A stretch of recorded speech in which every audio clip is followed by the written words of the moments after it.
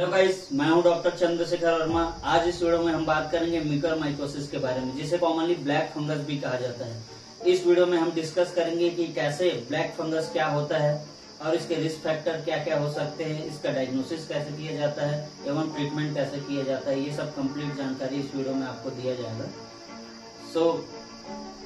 So guys, basically black fungus, आप किसी एक फल को लीजिए, उसे काट दीजिए, 5-6 दिन बाद वो जब उसमें सड़न स्टार्ट होगा तो पहले सफेद कलर के फंगस दिखाई देगा, उसके बाद वो काला कलर होना स्टार्ट हो जाएगा। वही है ब्लैक फंगस। अगर वही ब्लैक फंगस अगर इंसानी शरीर में होना स्टार्ट हो जाए तो उसको हम बोलते हैं म्यूकरमाइकोसिस, जो कि अभी कोविड के बाद जितने भी पेशेंट रिकवर हो रहे हैं, मोस्टली जो डायबिटिक है उनमें ये केसेस देखा जा सकता है।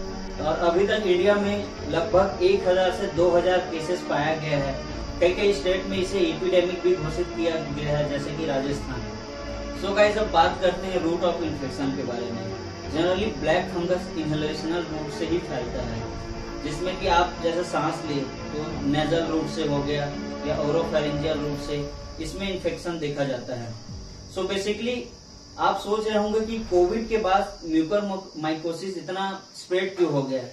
सो गाइस, आपको मैं बताना चाहूंगा कि जितने भी डायबिटिक पेशेंट है या फिर इम्यूनो कॉम्प्रोमाइज पेशेंट है, जिसका इम्यूनिटी वीक होता है, जैसे कि किसी को कैंसर हो गया, कोई ट्रांसप्लांटेड पेशेंट है, तो उन सब पेशेंट में क्या होता है कि इम्यूनिटी बहुत वीक होता है। जैसे कि HIV पेशेंट को भी आप ले सकते हैं, इनमें इम्यूनिटी बहुत ही ज्यादा वीक होता है, जिसके वजह से जब हम ऑक्सीजन यूज करते हैं तो हो सकता है कि उस समय ऑक्सीजन में कंटामिनेशन हो जाए ब्लैक फंगस का, क्योंकि ब्लैक फंगस तो सॉइल में अबिडेंट फॉर्म में पाया जाता है, हर जगह ब्लैक फंगस पाया जाता है। लेकिन नॉर्मल इंडिविजुअल में होता क्या है कि हमारा इम्यूनिटी इतना स्ट्रांग होता है कि वो ब्लैक फंगस अपने बॉडी में कहीं भी ग्रो नहीं कर पाता।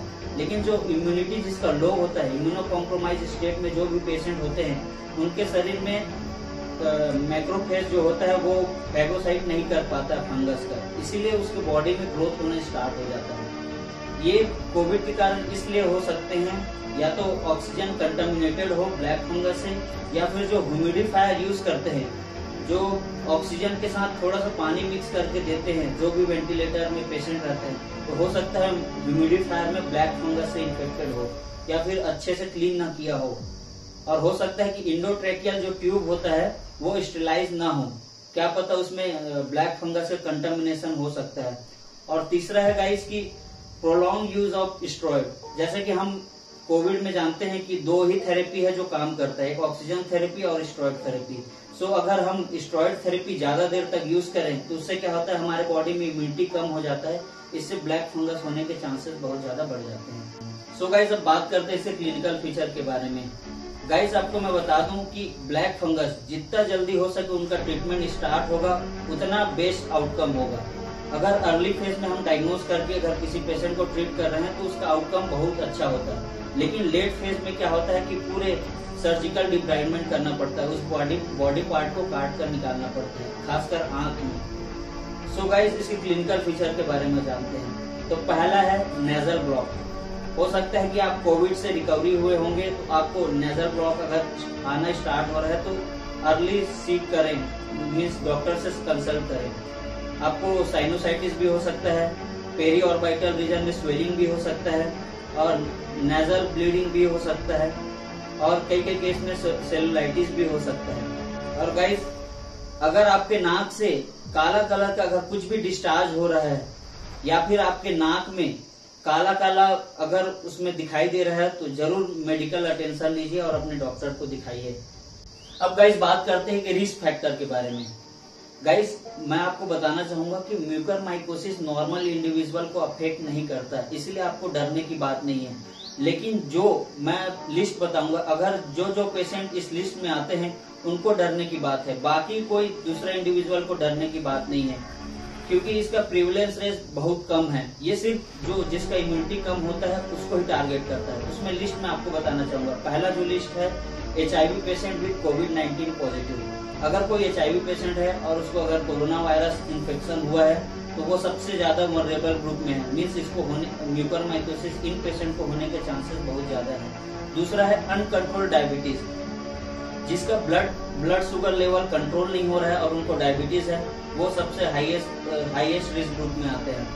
और तीसरा है डायबिटीज, गाइस मैं आपको बताना चाहूंगा कि जो पेशेंट डायबिटिक पेशेंट है और उनको कोविड-19 हुआ है, तो हम क्या करते हैं, कोविड-19 ट्रीट करने के लिए स्टेरॉइड देते हैं। डायबिटिक पेशेंट का वैसे भी इम्यूनिटी वीक होता है और अगर हम स्टेरॉइड दें तो और वीक हो जाता है। इससे क्या होता है, स्टेरॉइड शुगर लेवल को बढ़ाता है। मैं गाइस पहले भी बोल चुका हूँ आपको कि अगर शुगर लेवल कंट्रोल नहीं हुआ तो आप प्रोन हो जाएंगे ब्लैक फंगस इन्फेक्शन के लिए। इसीलिए अपना शुगर कंट्रोल करें।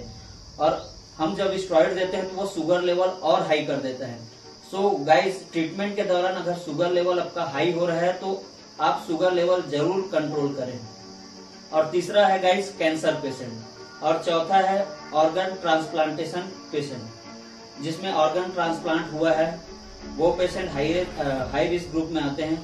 और पांचवा जो है वो है इम्यूनो कॉम्प्रोमाइज स्टेट पेशेंट, जिसमें लॉन्ग टर्म में स्टेरॉइड यूज हुआ हो, वो पेशेंट भी हाई रिस्क ग्रुप में आते हैं। गाइस इसका डेथ रेट 10 to 20% ही है।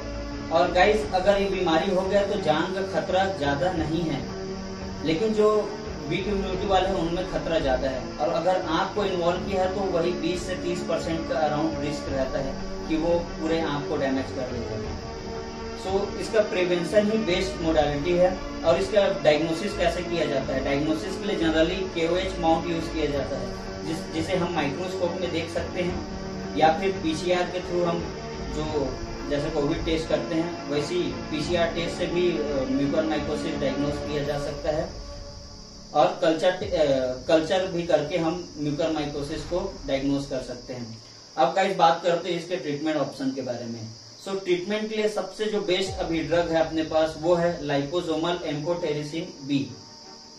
ये गाइस ये इंजेक्टेबल ड्रग है और आपको 4 to 6 वीक्स तक देना पड़ेगा कंटिन्यू।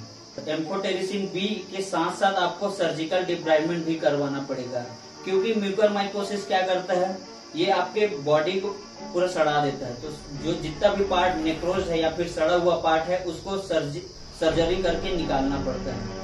और दूसरा जो है इवासिकोनाजोल और कोसाकोनाजोल, ये दोनों भी इफेक्टिव हैं, बट एम्फोटेरिसिन B ज्यादा इफेक्टिव है। बट एम्फोटेरिसिन B का भी एक साइड इफेक्ट है कि ये किडनी डैमेज करता है। So guys this is all about mucormycosis. I hope ये वीडियो आपको पसंद आया होगा।